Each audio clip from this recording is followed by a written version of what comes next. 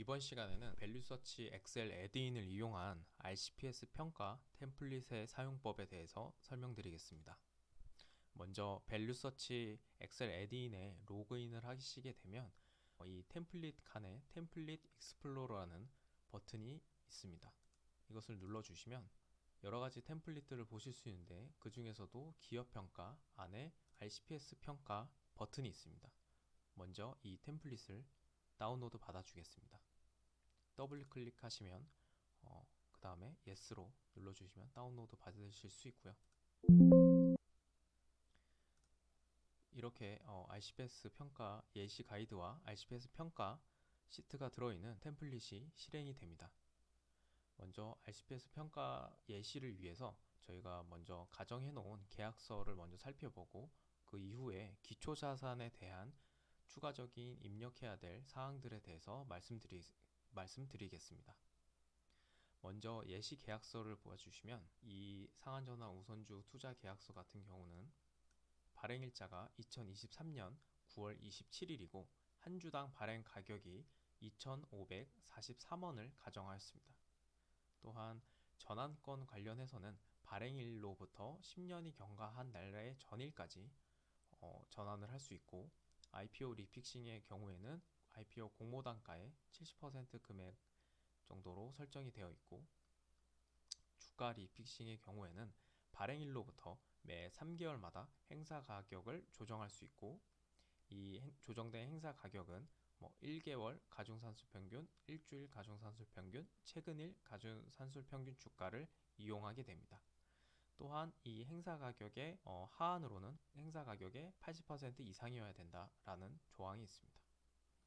또한 상한권과 관련하여서는 발행일에서 3년이 경과한 날로부터 만료일까지, 즉 10년까지로 상한권이 설정이 되어 있는 것을 보실 수 있고, 또한 보장 이자율 같은 경우는 8% 연복리를 적용하였다고 되어 있습니다.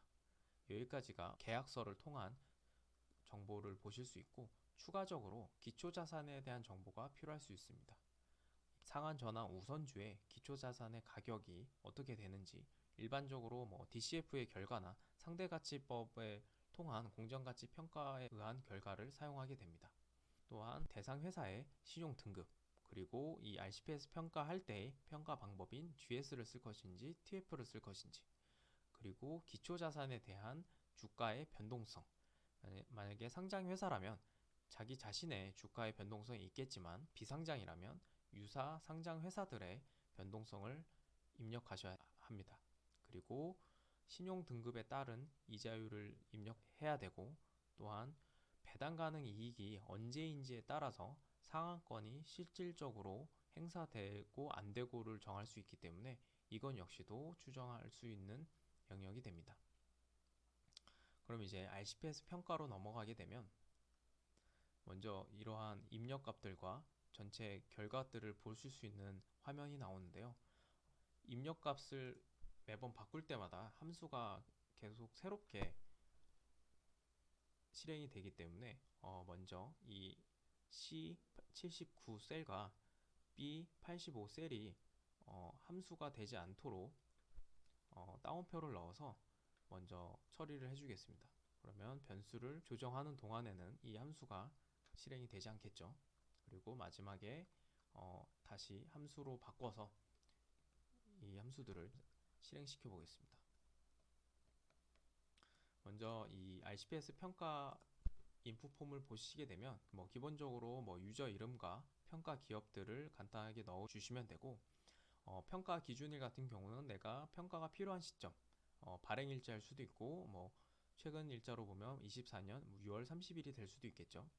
그리고 계약서 상에서의 발행 일자, 그리고 만기일인 10년 뒤인 2033년 9월 27일을 넣어주시면 됩니다. 노드 계산 방법 같은 경우는 지금 일반적으로 사용하게 되는 7일 간격으로 입력을 해 놓았는데요. 그래서 인터벌 7을 입력해 놓았습니다. 그 다음에 평가 방법으로는 아까 말씀드렸듯이 GS와 TF로 나누어질 수 있을 텐데 일반적으로 사용하는 GS로 설정을 하였습니다. 기초자산의 경우에는 아까 말씀드렸다시피 DCF라든지 상대가치, 또 내지는 최근에 뭐 보통주 거래 가격 같은 것들을 이용을 해서 1301원으로 가정을 하였고요. 주당 발행가액 같은 경우는 주당 전환 가액도 마찬가지로 계약서에 있었던 2,543원을 기입하였습니다. 전환권 같은 경우는 2023년 9월 27일부터, 즉 발행일자로부터 10년까지였으니까 역시 이것들을 반영을 해서 2023년 9월 27일, 2033년 9월 26일 하루 전일로 가정을 해서 넣었습니다. 그 다음에 상한권 같은 경우는 3년 뒤인 2026년 9월 28일, 그리고 배당 가능 이익도 우선은 같은 일자로 가정을 하였고요. 전환 상한 청구 종료일인 2033년 9월 27일을 가정하였습니다.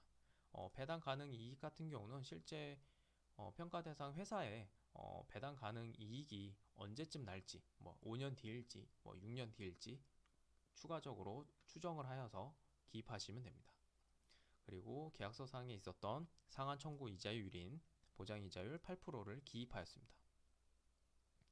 그 이후에 변동성 같은 경우는 현재 직접 입력으로 40%를 가정해 놓았는데, 이것을 유사회사 선정을 통해서 유사회사의 KRX 티커를 적어 주신 다음에 자동적으로 계산되도록 설정을 하실 수 있습니다.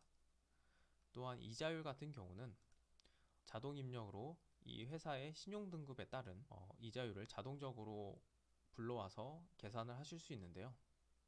다만 현재 세이브로와 코피아 같은 경우는 BBB-까지의 신용등급에 대해서만 이자율을 제공하고 있어서 그 다음에 이자율 같은 경우는 추가적으로 조회를 하시거나 보관법을 사용해서 계산을 하셔서 직접 입력으로 RF 같은 경우는 무위험이자율, KD 같은 경우는 신용등급에 따른 이자율을 기입해 주시면 됩니다.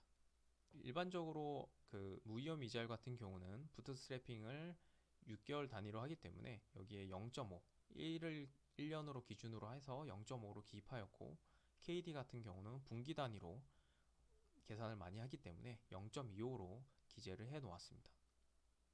그 이후에 희석 효과를 반영하는 유무에 따라서 0이나 1로 설정을 하면 희석 효과를 반영하실 수 있고요.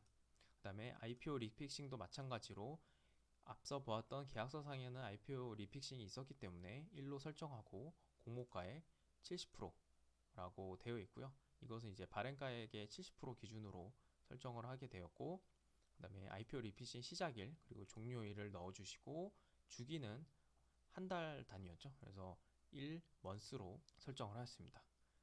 그리고 마지막으로 주가 리픽싱 같은 경우에는 역시 설정을 한다고 하면 1, 그리고 리픽싱의 하한 전환 가격이 아까 앞서 보았던 80%였기 때문에 발행가액의 80%를 가정하였고요.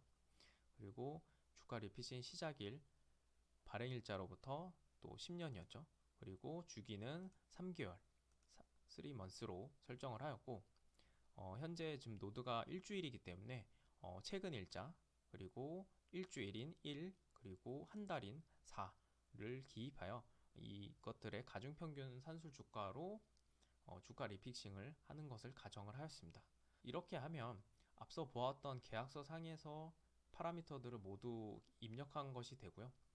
그렇게 입력한 값들을 C79행에서 이제 앞서 따옴표로 넣었던 것을 없애주시고 실행을 시키시면 앞서 넣었던 그 파라미터들의 값을 이용해서 RCPS 함수를 실행을 시키게 되고, 이 함수가 쿼리로 돌아가면서 RCPS 가치를 산출하게 됩니다. 이렇게 산출된 RCPS 가치는 3,463원이네요.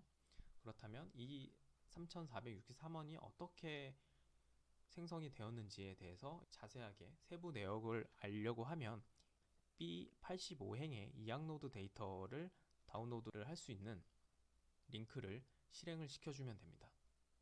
그러면 앞서 보았던 RCPS 가치에 따른 세부 내역을 엑셀 파일로 서버상에서 만든 다음에 그 링크를 생성을 해서 이제 엑셀상으로 보여주게 됩니다.